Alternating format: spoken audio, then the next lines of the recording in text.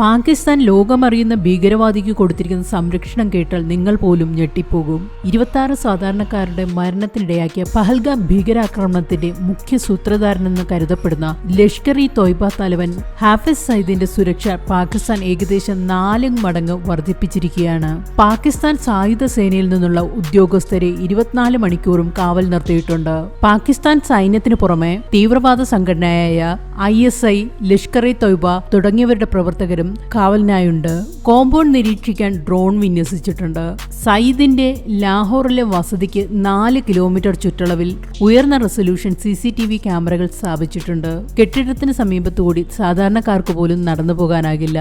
ഐക്യരാഷ്ട്രസഭയെ അമേരിക്കയെ ആഗോള ഭീകരനായി പ്രഖ്യാപിച്ചിരിക്കുന്ന സയ്യിദിനെ പിടിച്ചു നൽകുന്നതിന് $10 മില്യൺ ഇനാം പ്രഖ്യാപിച്ചിരിക്കുന്നത്. എന്നിട്ടും സയ്യിദ് പരസ്യമായി പാകിസ്ഥാനിൽ താമസിക്കുന്നു. ഇനി സയ്യിദിന്റെ ലാഹോറിലെ വസതിയിലെ സൗകര്യങ്ങൾ എന്തെന്ന് നോക്കാം. കോട്ട കെട്ടിയ വലിയൊരു വസതി, ഒരു വലിയ പള്ളി, ഭീകര പ്രവർത്തനങ്ങൾക്ക് കേന്ദ്രമായി പ്രവർത്തിക്കുന്ന ഒരു മദ്രസ, പുതുതായി നിർമ്മിച്ച ഒരു സ്വകാര്യ പാർക്ക്, ഇതെല്ലാം ഇതിനകത്ത് ഉൾപ്പെടുന്നു.